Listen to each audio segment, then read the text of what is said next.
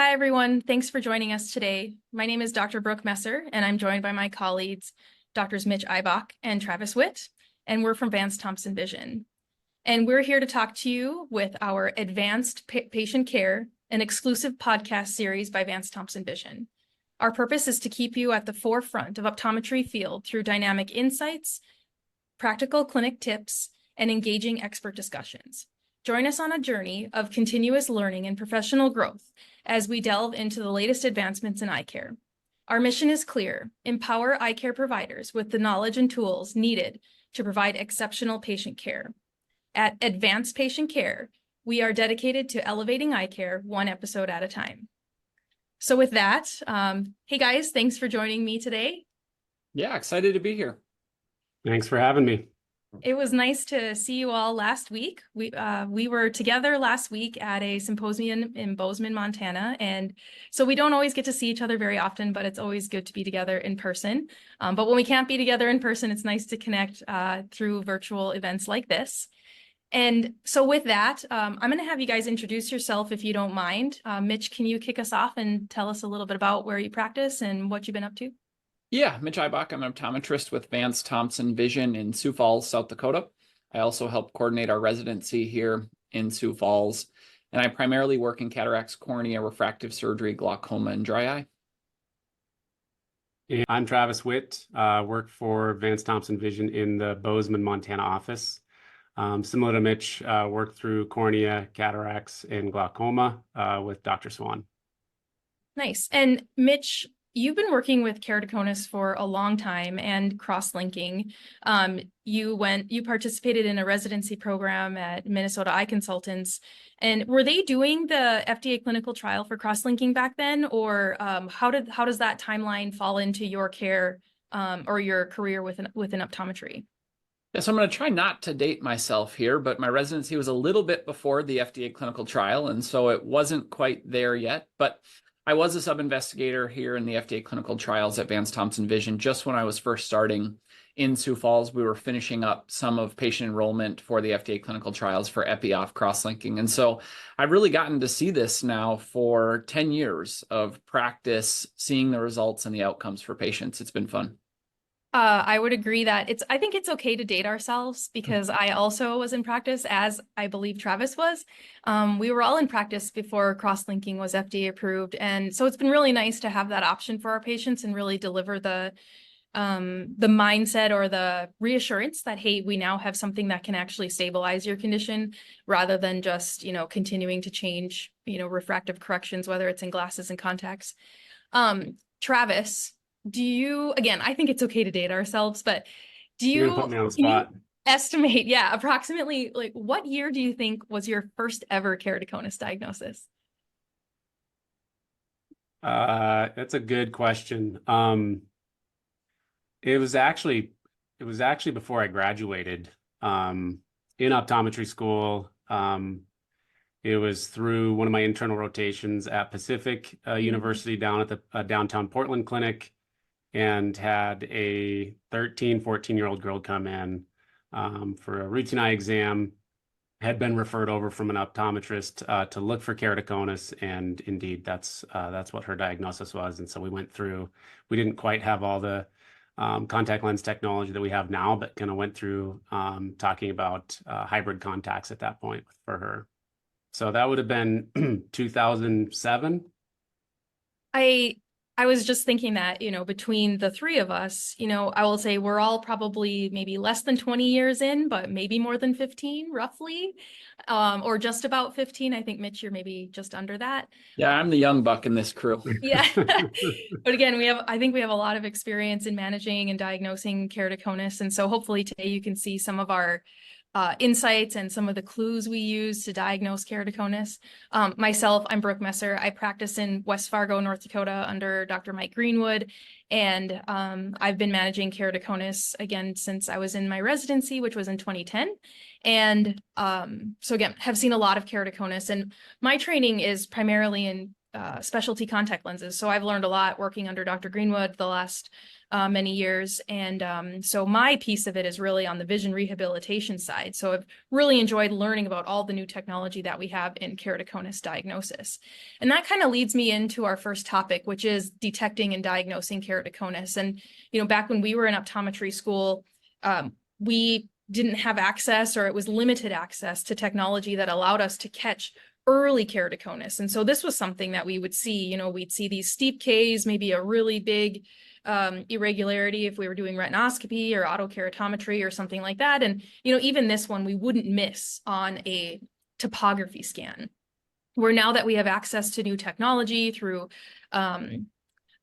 being able to analyze the front and the back side of the corneal shape, we're looking to find more cases like this. This patient is still at risk for keratoconus, or maybe even you'd officially call it the diagnosis. We probably need a little bit more information, but, this eye has average Ks or even somewhat flat Ks centrally, and would be easily missed by, something like an autokeratometry finding. So again, we're going to dive into what technology now tells us about. And Mitch, could you tell me about the value of corneal tomography in your practice now and how it helps you make these diagnoses earlier and earlier in the disease state?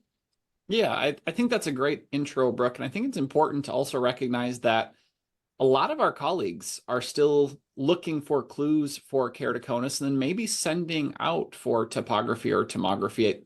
I've done some work with different companies looking at the percentage of optometrists in the US that have a corneal topography, and it's definitely less than 50% of practicing optometrists have access to topography or tomography inside their four walls. And so these technologies are becoming more and more popular. I think a lot of our colleagues in industry and companies are working harder to put more diagnostic capabilities under one machine or under one technology so that you can do more things with kind of one piece of equipment. But corneal tomography, I think the big differentiator here is we're looking at the elevation of the cornea on both the front and back surface. So not only looking at the front elevation, which we commonly will say is a corneal topography with a P, corneal tomography gives us front elevation as well as back elevation. And there's lots of studies that show in many of our early keratoconus patients, it's really the back elevation or posterior cornea that will bulge or change first. It also gives us a global pachymetry map. That's the bottom left square on the scan if you're watching. And so kind of an early clue for some patients, not all, can be you start to see thinning of the corneal pachymetry outside of that dashed 3 millimeter ring. And so this is another kind of finding where we're thinning. Remember, the corneal apex should be the thinnest pachymetry, but it's not in some of these patients with keratoconus. Yeah, and that's a great segue into some of the new consensus again with the Delphi panels on, the redefinition of keratoconus. Back when we were in school, we primarily used the CLEC study, and not to discredit all the work they did, back then with the technology they have, the CLEC study is an amazing conglomeration of so much information around patients with keratoconus, and we still reference that information to this date. However, with advancing technology, the definition of keratoconus has changed. And like you were saying with global pachymetry and shape change, keratoconus is no longer considered a condition where the cornea is thinner than what it should be. It's more about the distribution of the corneal tissue, which we'll get into a little bit. And again, it's a posterior corneal ectasia. So you can't really diagnose keratoconus without seeing the backside of the cornea, and that's where it happens first. So we really need that tomographic scan to show us that ectasia beginning in the posterior cornea. It's a non-inflammatory condition, meaning that the corneal thinning doesn't happen from, call it like an autoimmune change or like a rheumatoid melt or something like that. So the thinning from keratoconus is considered non-inflammatory. And they say that true unilateral thinning does not exist because it's a collagen disorder. And so you can't have two different collagens between the two eyes. Both eyes have the same collagen. And so they consider keratoconus to be truly a bilateral condition. Travis, if you look at this scan here, would you call this keratoconus? Yeah, absolutely. And I think there's enough irregularity from superior to inferior where, yes. But let's look at the Ks now. Tell me about, these numbers. And when you look at K readings on somebody with keratoconus or, analyzing a pentacam scan, do you look at the Ks? I do, but it's kind of an afterthought for me. I look primarily at the scan along with the elevation, posterior and anterior elevations. I think the deceiving, component here is if you didn't have the scan, if you were just looking at, an autorefractor or an autokeratometer where you'd get primarily just those central 3 millimeters of information, where you're going to see that this looks flat, right? This patient's going to read somewhere in that 40 to 41, where they're definitely not steep as far as what you would see in those scans. Autokeratometry, same thing. You'd have to look outside of that zone and look more into the periphery to see that there is some steeping, that there is irregularity here. And I Do you think guys, do you think a patient like this would have vision complaints? I'll go first. I think there's definitely a potential this patient may not have any visual complaints or may notice something very mild from a change standpoint. Maybe they don't correct to as sharp of a 20/20. There's such a wide variety of vision that patients come in with when we see penticams and we see the topographies and the tomographies, where a patient's vision doesn't always match what we see in the scan, which is why I think it's very difficult, very challenging to diagnose patients with keratoconus. I think we are very blessed. I've worked, basically within the refractive world my entire career, and have always had access to corneal topography and corneal tomography. So very blessed to be able to have access to this and catch and early diagnose patients that otherwise would not have been seen. And for those of you listening, just to describe the image that we're looking at, it's a topographic scan of a cornea with a very inferior base cone, and the max K is 45.1. So no point on this cornea would be considered steep. And so our point here is that keratoconus can have average keratometry findings. It's not always steep. And that's true of a study that was done by Stephen Greenstein and his crew and out on the East Coast. And they did a study on the correlation of refraction and findings of keratoconus when you look at SIM-Ks alone. So those are the numbers that you get from the central cornea, and that the diagnosis of keratoconus related to SIM-Ks only. They only correlate with an accurate diagnosis of keratoconus when you get into the advanced keratoconus. So again, you can't really rely on SIM-Ks alone when we're trying to detect keratoconus at an early stage. Next, I'm going to have Mitch talk to us about this corneal thickness map, which we call global pachymetry, so we can see the corneal thickness across the entire cornea. And there's definitely a thinning spot, but this patient's pachymetry on the map is 590 with a min K of 583. And we also have access to look at the entire tomographic scan, which is obvious keratoconus. And so, Mitch, can you tell us about, how often do you see corneal scans that are definitely keratoconus, but their pack is not that thin? Yeah, I think, you talked about the Delphi panel, and it doesn't have a definition of thinning anymore. And this is really impressive slide building, by the way. And so if you look at the top here, this is basically a tomography using 4 different scans here, and we've just blown up, or Brooke blew up, the pachymetry area. And so if you look at the other ones, you definitely say this is keratoconus, right? We have inferior steepening, we have bulging or protruding to the posterior float, but we have a pretty normal pachymetry. One thing I always say about pachymetry in regards to the cornea, whether it's something where the cornea is thickening, maybe like a corneal edema situation or a Fuchs dystrophy patient, or it's thinning, corneal melt, keratoconus, in a lot of our patients, we don't know where we started. And so if it's the first time that you're seeing this patient, maybe it is thinning, but it started at 610. And so we just don't know here, but this is definitely a situation where a patient, looking at the rest of the picture, has keratoconus, but has a thick corneal pachymetry rather than a thin. And so I think it's more common than we used to recognize. Yeah, and again, it gets back to that abnormal distribution of corneal thickness from the thinnest point of the cornea to the thickest point of cornea. It happens very quickly rather than just the gradual change that a normal cornea has. And thankfully, in some of the instruments we have here, Advanced Thompson Vision, there's indices and there's irregular detectors that flag us when, hey, this cornea goes from thinner to pretty thick quite rapidly, and so it'll flag like, hey, this distribution of corneal tissue is abnormal. So we have extra tools to help us find that. Next, we're going to talk a little bit about this patient here. So in front of us, we have a again, a 4-map scan from the pentacam. So we can see the axial map, we can see the front and the back shape of the cornea. Those are our elevation maps, and corneal pachymetry. And to be honest, it's a pretty unexciting map. Travis, what do you think? Yeah, it looks fairly normal. He's a little thin, right? But Yep. again, that by itself isn't, enough to diagnose anything. He's slightly less than average, but the Ks look very symmetrical. You definitely don't see any inferior steepening.